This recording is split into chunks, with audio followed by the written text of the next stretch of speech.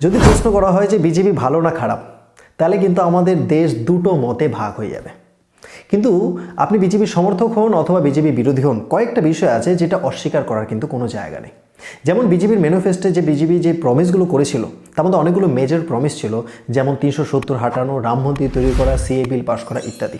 তো আপনি বিজেপির সমর্থক হয়ে থাকুন অথবা বিজেপি বিরোধী হয়ে থাকুন, এটা অস্বীকার করার কোনো জায়গা নেই যে এই প্রমিসগুলো মানুষ জানতো যে বিজেপি আসলে এই কাজগুলো হবে এবং বিজেপিকে মানুষ বিশ্বাস করেছিল এবং এই কাজগুলো করার জন্যই ক্ষমতা এনেছিল। তো এটা কিন্তু অস্বীকার করার কোনো জায়গা নেই যে যেই প্রমিসগুলো বিজেপি করেছিল তার মধ্যে মেজর 3টে প্রমিস কিন্তু বিজেপি অলরেডি মানুষকে ডেলিভার করে দিয়েছে।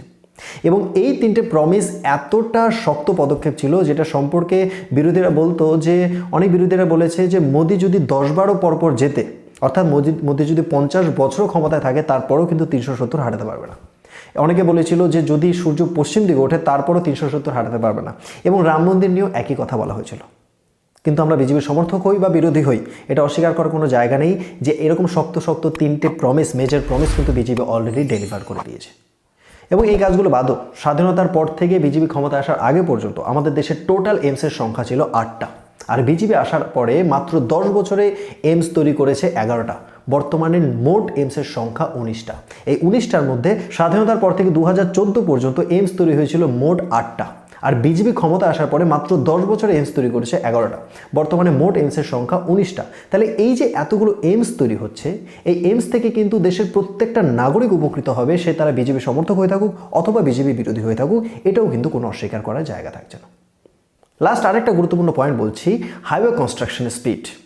2012তে হাইওয়ে কনস্ট্রাকশনের স্পিড ছিল 6.16 কিমি পার ডে, অর্থাৎ দিনে প্রায় 6 কিলোমিটার।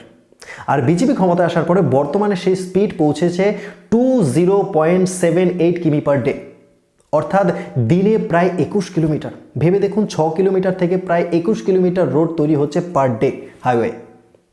অর্থাৎ কংগ্রেসের সময় 30-35 বছরে যতটা হাইওয়ে তৈরি হয়েছিল, বিজেপির সময় সেইটা তৈরি হচ্ছে মাত্র 10 বছরে। এবার ট্রান্সপোর্টেশন একটা দেশের সার্বিক উন্নতির জন্য কতটা গুরুত্বপূর্ণ। আমেরিকার প্রেসিডেন্ট একবার বলেছিল যে আমেরিকার রাস্তাঘাটগুলো এতটা ডেভেলপড, তার কারণ এটা নয় যে আমেরিকা একটা ডেভেলপড কান্ট্রি, বরঞ্চ আমেরিকা ডেভেলপ কান্ট্রি হয়েছে এই কারণে যে আমেরিকার রাস্তাঘাটগুলো ডেভেলপড ছিল। তাহলে ভাবুন যে একটা দেশের ট্রান্সপোর্টেশন অর্থাৎ রাস্তাঘাটের উন্নতি একটা দেশের উন্নতির জন্য কতটা গুরুত্বপূর্ণ ভূমিকা গ্রহণ করে। তাহলে এই যে পার ডে প্রায় 3.5 গুণ বেশি স্পিডে হাইওয়ে তৈরি হচ্ছে, এর দ্বারা দেশের যে সার্বিক উন্নতি হবে সেই বেনিফিট থেকে কিন্তু কেউ বাদ যাবে না, বিজেপি সমর্থক বা বিজেপি বিরোধী কেউ বাদ যাবে না, এটাও কিন্তু অস্বীকার করার কোনো জায়গা নেই। দেখুন, যদি একটা শহরের নাম বদলাতে হয় তাহলে কিন্তু মাত্র একদিন প্রয়োজন, কিন্তু যদি শহরটার নাম না বদলে পুরো শহরটাকেই বদলাতে হয় তাহলে সেখানে কিন্তু তার পেছনে প্রায় মিনিমাম 10 বছরের পরিকল্পনা প্রয়োজন।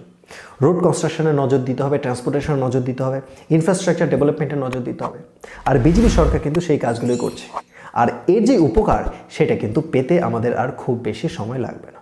আর এর জন্য দেশে যে আমূল পরিবর্তন আসতে চলেছে, কলকারখানা, ইন্ডাস্ট্রিজ, এই সব কিছুর মাধ্যমে দেশের মানুষ যে বেনিফিটেড হবে সেই সময়টা থেকে কিন্তু আমরা আর খুব বেশি দূরে নেই।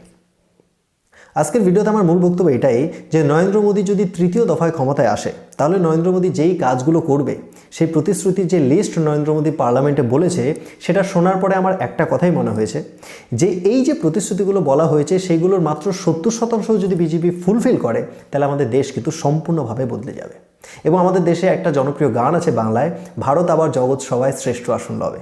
আমার ওই প্রতিশ্রুতিগুলো শোনার পরে এটাই মনে হয়েছে যে এই প্রতিশ্রুতিগুলোর মধ্যে মাত্র 70% যদি বিজেপি ফুলফিল করে তাহলে এই গানটা কিন্তু আমাদের আর বেশি দিন গাইতে হবে না, কারণ সেই জায়গার কাছাকাছি কিন্তু আমরা অলরেডি পৌঁছে যাব। তো কি সেই প্রতিশ্রুতিগুলো, চলুন আমাদের প্রধানমন্ত্রীর নিজের মুখ থেকে শুনে নিই। हमारी सरकार का तीसरा टर्म दूर नहीं है।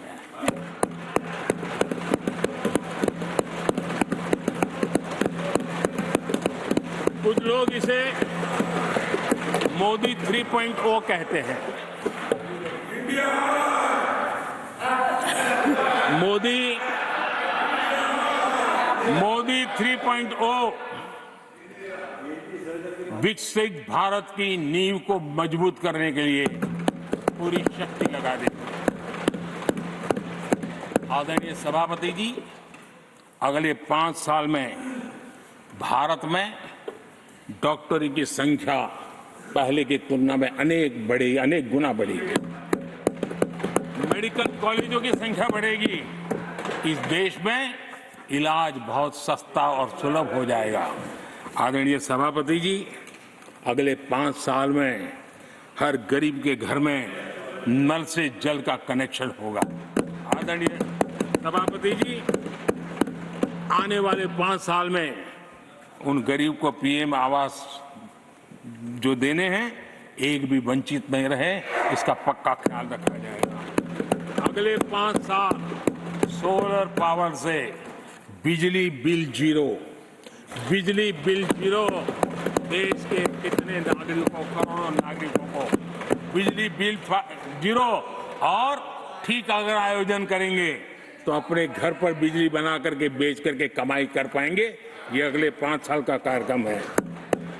आदरणीय सभापति जी, अगले 5 साल देश में पाइप से गैस के कनेक्शन पूरे देश में नेटवर्क बनाने का भरपूर प्रयास किया जाएगा। सभापति जी, आने वाले 5 साल हमारी युवा शक्ति का दम पूरी दुनिया देखेगी। आप देखना आदरणीय सभापति जी, हमारे युवा स्टार्टअप्स, युवाओं के यूनिकॉर्न, इसकी संख्या लाखों में होने वाली है। और इतना ही नहीं, टियर 2, टियर 3 सिटी नए नए स्टार्टअप से उसकी एक नई पहचान के साथ उभरने वाला है। ये मैं 5 साल का चित्र मेरे सामने देख रहा हूं। आदरणीय सभापति जी, रिसर्च फंडिंग, उसकी वृद्धि का प्रभाव आप देखना। पिछले 7 दशक में जितने पेटेंट नहीं हुए हैं, उतने रिकॉर्ड पेटेंट फाइल होने का दिन आने वाले 5 साल में मैं देख रहा हूं। आदरणीय सभापति जी, आज मेरे मध्यम वर्ग के लाखों बच्चे विदेशों में पढ़ने के लिए चले जाते हैं। मैं वो स्थिति लाना चाहता हूं कि मेरे बच्चों के लाखों रुपए बच जाएं, मेरे देश के मध्यम वर्ग के सपने पूरे हो, बेस्ट यूनिवर्सिटी मेरे देश में हो, उच्चतम शिक्षा उनको मेरे देश में मिले और मेरे बच्चों का, उनके परिवार का पैसा बचे। उसलिए मैं कह रहा, आदरणीय सभापति जी, आने वाले 5 साल आप देख रहा, कोई भी इंटरनेशनल खेल की कंपटीशन ऐसी नहीं होगी जिसमें भारत का झंडे हर जगह बनना था। मैं देखने वाला हूं 5 साल खेल जगत के अंदर दुनिया में भारत के युवा की शक्ति की पहचान देने। आदरणीय सभापति जी, आने वाले 5 साल में भारत का पब्लिक ट्रांसपोर्ट पूरी तरह ट्रांसफॉर्म होने वाला है। अगले 5 साल में गरीब और मिडिल क्लास को तेल और शानदार यात्रा की सुविधाएं बहुत आसानी से मिलने वाली है, तेज मिलने वाली है, पूरी ताकत से व्यवस्था होने वाली है। अगले 5 साल में देश बुलेट ट्रेन भी देखेगा और देश वंदे भारत ट्रेन का विस्तार भी देखेगा। आदरणीय सभापति जी, अगले 5 साल में आत्मनिर्भर भारत का अभियान नई ऊंचाई पर होगा। देश हर क्षेत्र में आत्मनिर्भर होता नजर आएगा। आदरणीय सभापति जी, आने वाले 5 साल में मेड इन इंडिया सेमीकंडक्टर दुनिया में हमारी गूंज होगी। इलेक्ट्रॉनिक हर गुड्स में वो चीप होगी जिसमें किसी न किसी भारतीय का पसीना होगा। आदरणीय साहब, दुनिया के इलेक्ट्रॉनिक बाजार में एक नई गति का सामर्थ्य आने वाले 5 साल में देश देखेगा। आदरणीय सभापति जी, आज देश लाखों करोड़ रुपए का तेल इंपोर्ट करता है। अपनी ऊर्जा जरूरतों के लिए हम ज्यादा से ज्यादा आत्मनिर्भर बनने की दिशा में काम करेंगे और मुझे विश्वास है हम ऊर्जा जरूरतों पर जो डिपेंडेंसी है वो कम करने में सफल होंगे। इसे इतना ही नहीं, आदरणीय सभापति जी, ग्रीन हाइड्रोजन अभियान हम दुनिया के बाजार को लालायित करने की दिशा में आगे बढ़ रहे हैं। हमारा ग्रीन हाइड्रोजन ऊर्जा जरूरतों को पूरा करने का सामर्थ्य रहेगा। इथेनॉल की दुनिया में हम तेजी से आगे बढ़ रहे हैं। हम 20% का लक्ष्य प्राप्त करके हमारे लोगों को ट्रांसपोर्टेशन में सस्ता मिले, इसकी व्यवस्था होगी। आदरणीय सभापति जी, जब मैं 20% इथेनॉल की बात करता हूं, उसका सीधा लाभ मेरे देश के किसानों को होने वाला है। किसानों की नई बचत मिलने वाली है। देश के हजारों करोड़ रुपए आज खाद्य देते हैं। हम कृषि प्रधान देश तो कहते हैं, लेकिन आज भी हजारों करोड़ रुपयों का खाने का तेल हमें बाहर से लाना पड़ रहा है।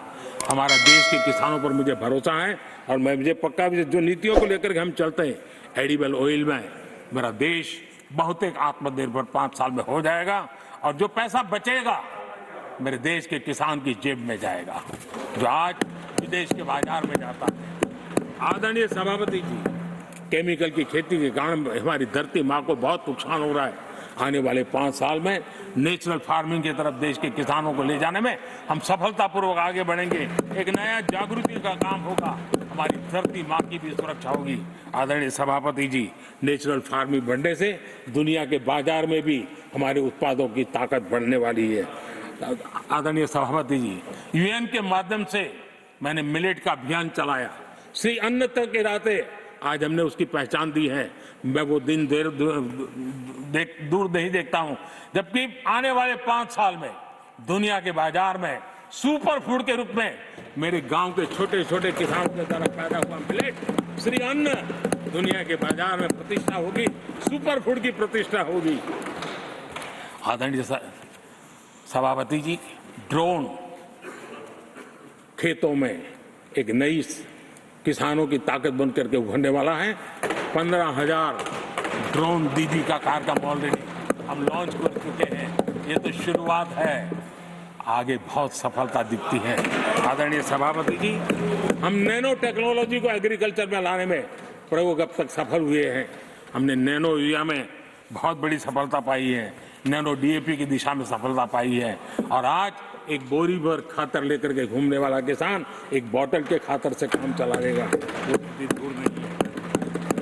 आदरणीय सभापति जी, सहकारिता क्षेत्र में हमने एक नई मिनिस्ट्री बनाई है, उसके पीछे इरादा है कि एक सहकारिता का पूरा जन आंदोलन नई ताकत के साथ उभरे और 21वीं सदी की आवश्यकता के अनुसार उभरे, उसको भी हम, और उसका सबसे बड़ा लाभ हम 2 लाख भंडारण का काम जो हाथ में लिया है, जब 5 साल के भीतर वो पूरा हो जाएगा, छोटा किसान को भी अपनी पैदावार को रखने की जगह मिल जाएगी। किसान तय करेगा किस भाव से बाजार में बेचना है, नहीं बेचना है, उसको जो बर्बाद होने का डर था वो खत्म हो जाएगा और किसान की आर्थिक ताकत बढ़ जाएगी। पशुपालन और मछली पालन पक्का मैं कहता हूं नए रिकॉर्ड बनाने वाले। आज हमारे यहाँ पशु की संख्या है लेकिन दूध की उत्पादन कम है, हम इस स्थिति को बदल देंगे। फिशरिंग एक्सपोर्ट करने की दुनिया में हम बहुत बड़ी तेजी से विकास करेंगे, ये भी मेरा पूरा विश्वास है। हमने एफपीओ की जो रचना का प्रारंभ किया है, अनुभव बहुत अच्छा है। 5 साल के भीतर किसानों की एक नई संगठन की शक्ति और कृषि उत्पादन में वैल्यू की ताकत, ये लाभ मेरे देश के किसानों को अवश्य मिलने वाला है। आदरणीय सभापति जी, G20 की सफलता ने साफ कर दिया है और दुनिया में कोविड के बाद जो खुलापन आया, उस खुलापन का सबसे बड़ा लाभ हमने देखा है कि विश्व का ध्यान भारत की तरफ गया है और इसलिए एक बहुत बड़ा क्षेत्र टूरिज्म आने वाले दिनों में होने वाला है और जो सबसे ज्यादा रोजगार देने वाला है। आज विश्व के कई देश है जिसकी पूरी इकोनॉमी टूरिज्म पर निर्भर है। भारत में भी बहुत से राज्य ऐसे बन सकते हैं जो उनकी पूरी इकोनॉमी का सबसे बड़ा हिस्सा टूरिज्म होगा और वो दिन दूर नहीं है जिन नीतियों को लेकर के हम चल रहे हैं। भारत एक बहुत बड़ा टूरिस्ट डेस्टिनेशन बनने वाला है। आदरणीय सभापति जी, जिसका हिसाब किताब पहले बहुत कम हुआ करता था, जिसकी बातें सुन करके हमारी मजाक उड़ाई जाती थी, जब मैं डिजिटल इंडिया की चर्चा करता था, जब मैं फिनटेक की चर्चा करता था, तब मैं जरा आउट ऑफ बॉक्स के बातें कर रहा हूं, ऐसा लोगों को लगता था। आउटडेटेड सोच वालों के लिए सामर्थ्य का अभाव था, लेकिन मैं पूरा विश्वास से कहता हूं आदरणीय सभापति जी, आने वाले 5 वर्ष डिजिटल इकोनॉमी की दुनिया में भारत का डंका बजने वाला है। भारत एक नई शक्ति है और डिजिटल व्यवस्थाएं भारत के सामर्थ्य को बढ़ाने वाली है। विश्व मानता है कि एआई का सबसे ज्यादा उपयोग कोई करने का सामर्थ्य किसी देश में होगा तो हिंदुस्तान में होगा।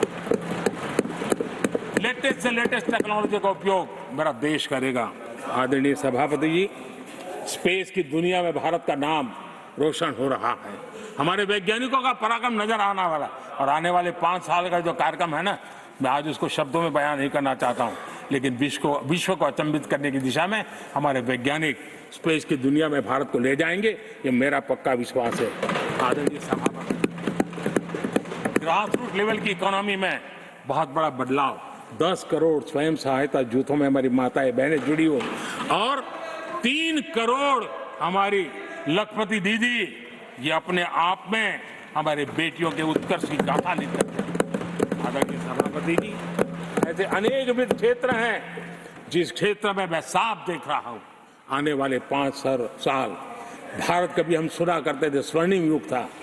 मुझे वो दिन दूर नहीं दिखते जब 5 साल में वो मजबूत नींव आएगी और 2047 तक पहुंचते पहुंचते ये देश उस स्वर्णिम युग को फिर से जीने लगेगा।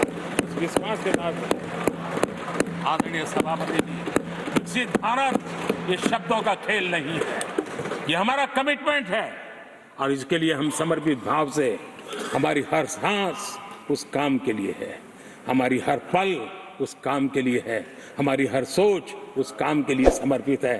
उसी एक भावना के साथ हम चले हैं, चल रहे हैं, चलते रहेंगे और देश आगे बढ़ता रहेगा, ये मैं आपको विश्वास देता हूं। তো সবাই শুনলেন, এই প্রতিশ্রুতিগুলো শোনার পরে আমার যেটা মনে হয়েছে সেটাই এই ভিডিওর মাধ্যমে আপনাদের সবার সাথে শেয়ার করেছি।